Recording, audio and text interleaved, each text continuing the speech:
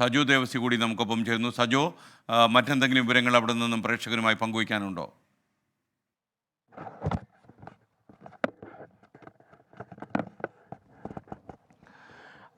ഈ തിരച്ചിൽ പ്രക്രിയ ഇപ്പോഴും തുടരുന്നുണ്ട്. അതൊരു ജനകീയ തിരച്ചിൽ എന്ന നിലയ്ക്ക് ഈ പ്രദേശം അറിയാവുന്ന ആളുകളും സന്നദ്ധ പ്രവർത്തകരും ഉണ്ട്. ആ ഭാഗത്തൊക്കെ ധാരാളം സന്നദ്ധ പ്രവർത്തകരുണ്ട്. ഞാൻ ഈ നിൽക്കുന്ന ഭാഗമൊക്കെ ധാരാളം വീടുകളുണ്ടായിരുന്ന പ്രദേശമാണ്. അങ്ങോട്ടേക്ക് കൂടുതൽ ആളുകളും അവരുടെ വിശദാംശങ്ങളൊക്കെ അറിയുന്ന ആളുകളൊക്കെ ഇങ്ങോട്ടേക്ക് വരുന്നുണ്ട്. അങ്ങനെ ആ തിരച്ചിൽ ഒരു നിലയ്ക്ക് പുരോഗമിക്കുന്നു. അപ്പോൾ ഈ കണക്കെടുപ്പ് കൂടി പുരോഗമിക്കുന്നുണ്ട്. അതായത് വിശദമായ കണക്കുകൾ ഇവിടെയുള്ള ഇങ്ങോട്ടേക്ക് കൂടുതൽ ആളുകൾ വരുമ്പോൾ മറ്റ് താമസിച്ചിരുന്ന ആളുകൾ അവരുടെ വിവരങ്ങളൊപ്പം അങ്ങനെയുള്ള വിവരങ്ങൾ കൂടി ശേഖരിക്കാൻ കഴിയും. ആ പ്രവർത്തനങ്ങൾ കൂടി ഒരു വശത്ത് നടക്കുന്നുണ്ട്. സജീവമായി സന്നദ്ധ പ്രവർത്തകരൊക്കെ ഉണ്ട്. ഇവിടെ എന്നോടൊപ്പം ഹംസക്കയാണ്. ഹംസക്കയുടെ ഈ പ്രദേശത്തെക്കുറിച്ചെല്ലാം അറിയുന്ന, ഈ പ്രദേശത്ത് ഒരു കച്ചവടമൊക്കെ നടത്തിയിരുന്ന ഒരു മനുഷ്യനാണ്. അദ്ദേഹത്തിൻ്റെ വീടും യഥാർത്ഥത്തിൽ ഈ അപകടത്തിലൊക്കെ പോയി. ധാരാളം സുഹൃത്തുക്കൾ, അദ്ദേഹത്തിൻ്റെ ഒരുപാട് സുഹൃത്തുക്കൾ താമസിച്ചിരുന്ന സ്ഥലമാണ്. പക്ഷേ ഇപ്പോൾ ഇവിടെ വീടുകളില്ല. ഒന്നോ രണ്ടോ വീടുകൾ മാത്രമേ അവശേഷിക്കുന്നുള്ളൂ. ഇതെല്ലാം വീടുകളാണ്. അവരെക്കുറിച്ചോ അവരൊക്കെ ഇതിലും ബാക്കി ഇവിടേക്ക് ഇരുന്നവരൊക്കെ സുരക്ഷിതരാണോ? ഇവിടെ ഇരുന്ന ആളുകൾ ബഹുഭൂരിപക്ഷം ആളുകളും മരിച്ചുപോയവരാണ്. പിന്നെ വീടിൻ്റെ ഈ വീടിൻ്റെ മുകളിലുള്ള ആളുകൾ കുറച്ച് അഭയം തേടിയ ആളുകൾ കുറച്ച് രക്ഷപ്പെട്ടിട്ടുണ്ട്.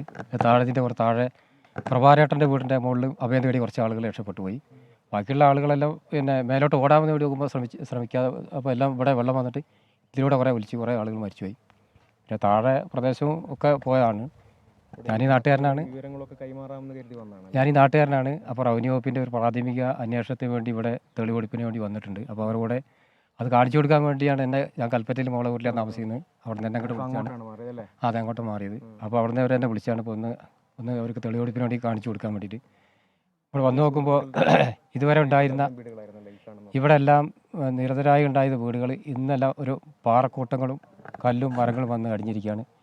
ഏത് വശത്താണ് ഇവിടെ വീടുണ്ടായിരുന്നത്, എവിടെ ആളുകൾ എവിടെയൊക്കെ താമസിച്ചെന്ന് പറയാൻ പോലും സാധിക്കാത്ത ഒരു സ്ഥിതിയാണ് ഇപ്പോൾ ഇവിടെ നോക്കുമ്പോൾ കാണുന്നത്.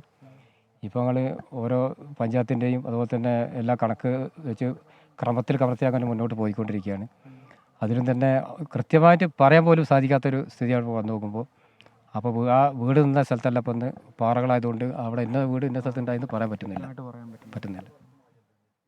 അപ്പോൾ ഇത് കഴിയാവുന്ന വിവരങ്ങളൊക്കെ റവന്യൂ വകുപ്പിന് കൈമാറുക, അങ്ങനെ ഈ ആളുകളുടെ മറ്റും വിശദാംശങ്ങളും അതിൻ്റെ വീടിൻ്റെ വിശദാംശം ഒക്കെ കൊടുക്കുക എന്നുള്ളതാണ്. അതെ, പരമാവധി ഞങ്ങളെക്കൊണ്ട് കഴിയുന്നത് ഞങ്ങൾ റവന്യൂ വകുപ്പിന് കൈമാറുക എന്നുള്ളതാണ് ഇപ്പോൾ ഉദ്ദേശം. ഞാനിവിടെ തന്നെ ഉള്ള ആളാണ്. ഒരു 40 വർഷമായിട്ട് ഇവിടെ ചൂർമലയിൽ ഒരു വ്യാപാരി എന്ന നിലയ്ക്ക് കുറച്ചുകൂടി കാര്യങ്ങൾ ആളുകളും എല്ലാം കൂടെ പഠിച്ച ആളുകളും എല്ലാം തന്നെ ഇതിൽ മരിച്ചുപോയവരാണ്.